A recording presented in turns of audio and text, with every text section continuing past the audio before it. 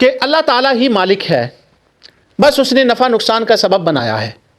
اور وہ جب رسول اللہ صلی اللہ علیہ وسلم کو یوں ارشاد فرماتا ہے، وہ آیت جو میں نے پہلے درس میں بھی تلاوت کی، دوسرے میں بھی کی، اور آج تیسری نشست جو اسی سلسلے کا تیسرا حصہ چل رہا ہے اس میں بھی میں دوبارہ تلاوت کرتا ہوں۔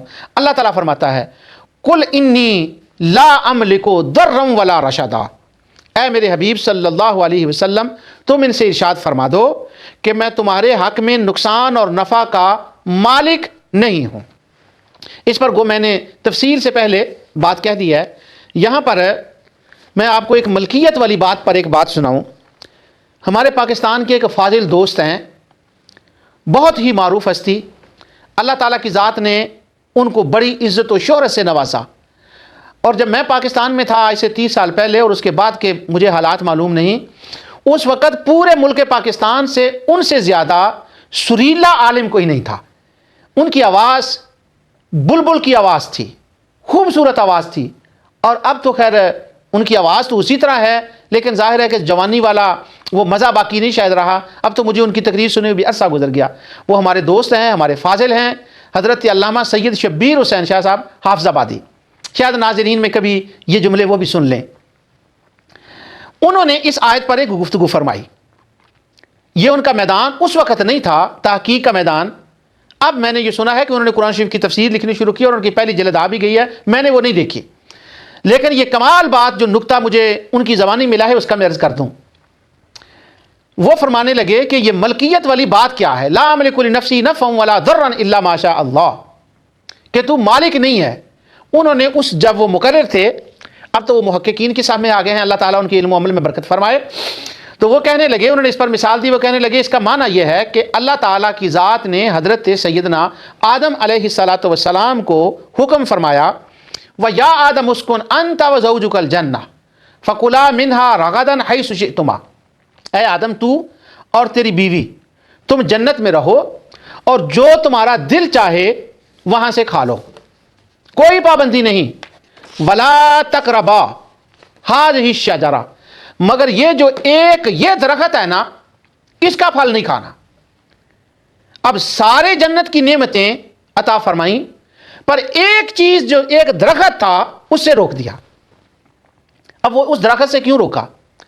تو علامہ سید شبیر حسین شاہ صاحب حافظ آبادی اس کی وجہ جو بیان فرماتے ہیں، یہ میں نے ذوق کے لیے یہ بات کی، یہ دلیل کے لیے نہیں، اگر دلیل بنتی تو ہے، اگر کوئی دلیل نہ مانے تو اس کی اپنی طبیعت رہ گئی۔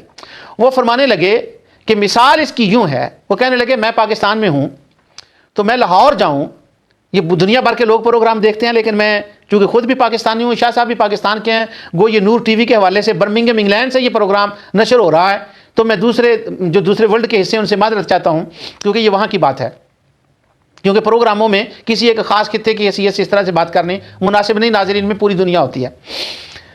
تو وہ شاہ صاحب فرماتے ہیں کہ میں لاہور میں جاؤں گا، وہاں ایک میرا دوست ہے، دوست ہو، اور اس نے مجھے یوں کہے کہ یہ کوٹھی میں نے تم کو دی، ساری کوٹھی کو تم استعمال کرو، جو چیز اس کے اندر ہے وہ سب چیزیں لے لو، مگر یہاں جو پاکستان میں، یہاں ویسٹرن کنٹری میں اس بات کی سمجھ نہیں آئے گی، وہ ایک چیز ہوتی ہے جس کو پنجابی میں ہم چمٹا کہتے ہیں، وہ آگ جلانے کے وقت ہم اس کو استعمال کرتے ہیں انگارے باہر نکالنے کے لیے، تو وہ بڑی ایک حقیقی سی چیز ہوتی ہے۔ تو وہ کہتے ہیں مجھے کوئی کہے کہ یہ سب چیزیں گھر کی استعمال کر لو، مگر یہ گھر میں جو فلاں چمٹا پڑا ہوا ہے، بلکہ تنکے کی میں مثال دیتا ہوں کہ یہ ایک جو لکڑی کی چھوٹی سی سٹک پڑی ہوئی ہے نا، سوٹی، اس سٹک کو استعمال نہیں کرنا، وہ ایک کونے میں پڑی ہوئی ہے۔ تو شاہ صاحب فرماتے ہیں میرے ذہن میں یہ بات آئے گی کہ ساری گھر کا مالک اس نے مجھے بنا دیا، تو میں نے پوچھا کہ یہ ایک سٹک، اس کا تم نے کیوں کہا کہ اس کو استعمال نہیں کرنا؟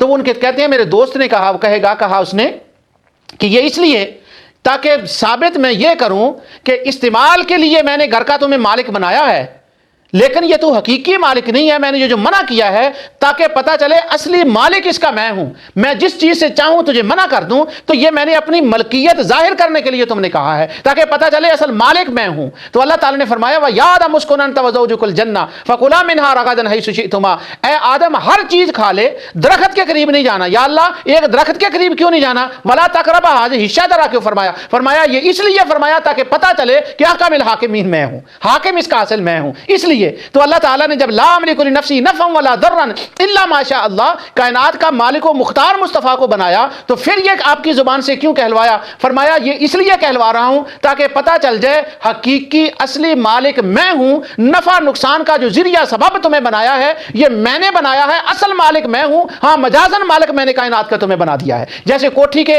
استعمال کے لیے مجازن عارضی مالک عطائی مالک ان کو بنایا تھا کہ تم جو چیز استعمال کرو مگر یہ چمٹا نہیں کرنا. آدم سے کہا تم نے یہ درخت کا دانہ نہیں کھانا، یہ اس لیے تھا کہ اصل مالک میں ہوں. فرمایا میرے حبیب یہ اعلان کر دو، ہاں پھر مالک ہو. لا املک لنفسی نفعا ولا ضرا الا ما شاء اللہ. ہاں مالک ہوں پر کس طرح سے؟ الا ما شاء اللہ، ہاں اس کے چاہنے سے، اس کی کرم نوازیوں سے میں اس کا مالک ہوں.